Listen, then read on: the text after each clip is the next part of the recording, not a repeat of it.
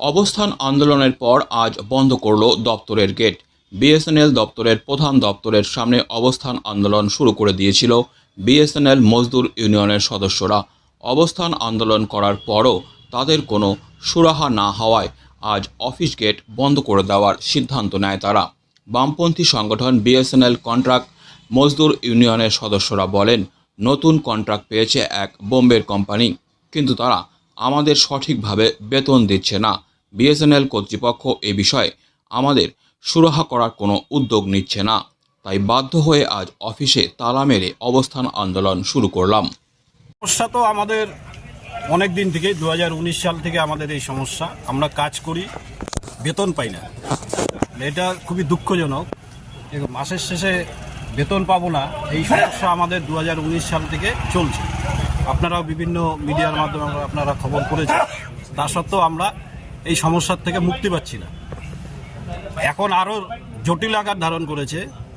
যে কোম্পানি কাজটা পেয়েছে, আমরা তো ভেন্ডারের মাধ্যমে কাজ করি, 160 জন ওয়ার্কার্স, জলপাইগুড়ি, আলিপুর, বীরপাড়া সমস্তটা মিলিয়ে এই 160 জনের কর্মচারীদের বেতন বকেয়া আছে। একটা কোম্পানিকে কাজ দিয়েছে, অনলাইনে টেন্ডার হয়েছিল, সেই টেন্ডারে বোম্বের একটা কোম্পানি কাজ পেয়েছে। কিন্তু সেই কোম্পানিকে যখন বিএসএনএল টাকাটা দিল আমাদের পেমেন্ট করার জন্য, সেই টাকাটা আমাদের আর পেমেন্ট করছে না। এবং এই ব্যাপারে বিএসএনএল কর্তৃপক্ষ কোনো দায়িত্ব নিচ্ছে না বা কোনো গাফিলতি নিচ্ছে না। এই বিএসএনএল কর্তৃপক্ষেরই এটা আমি মনে করি দায়ী এর জন্য। আইনি পদক্ষেপ করতে পারে, আইনি পদক্ষেপ করছে না বা এফআইআর করতে পারে, এফআইআরও করছে না। হ্যাঁ, এইসব করছে না। তারা শুধু চিঠি দেয় কোম্পানিকে, কোম্পানি কোনো রেসপন্স করে না, ফোন ধরে না। একটা ম্যানেজমেন্টের ফোন ধরবে না কোম্পানি, এটা হতে পারে? তাহলে আইনি যে পদক্ষেপ, সেই পদক্ষেপে তারা যাচ্ছে না। আমাদের ইপিএফের টাকা বাকি, প্রায় 38 লক্ষ টাকা বাকি। একটা কোম্পানি কাজ করে গেল 31শে মার্চ পর্যন্ত 2023, তার কাছে আমরা 3 মাসের বকেয়া বেতন পাবো। 38 লক্ষ টাকা ইপিএফে বকেয়া ফেলেছে।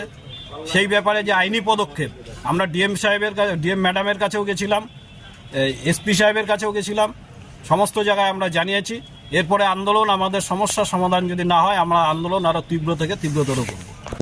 আজকে আমরা এই দুদিন আমরা অবস্থান বিক্ষোভ করছিলাম। আমাদের যেহেতু কোনো দিক থেকে কোনো রেসপন্স আমরা পাচ্ছি না, তাই বাধ্য হয়ে আমরা অফিসটা আজকে বন্ধ রেখেছি। অফিসে কাউকে ঢুকতে দিচ্ছেন না? ঢুকতে দিচ্ছি না। আজকে আর কোনো কাজ হবে না অফিসে? না, কাজ হবে যদি আমাদের ফেসলা হয়ে যায়, যদি আমাদের বেতন ঢুকে যায়, তাহলে আমরা অফিস খুলে দেবো। আপনারা নিজেদের কাজ কি বন্ধ রেখেছেন আজকে?